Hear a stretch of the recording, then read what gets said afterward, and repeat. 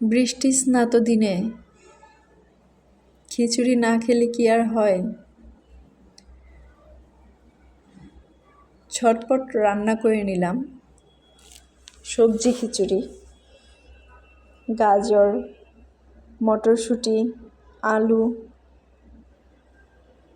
ফুলকপি, সিম এবং বরবটি দিয়ে সুন্দর এই সবজি খিচুড়িটি রান্না করে নিয়েছি। আর সাথে পটল ভাজা। আমের আচার ছাড়া তো খিচুড়ি জমবেই না। নিয়ে নিলাম একটু আমের আচার। ডিম ভাজা হলে কেমন হয়? খারাপ না।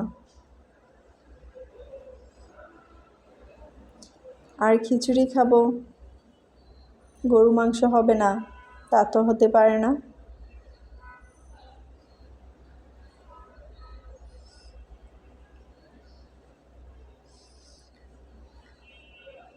লেবু দিয়ে চলুন খেয়ে নেই ঝটপট এত সুন্দর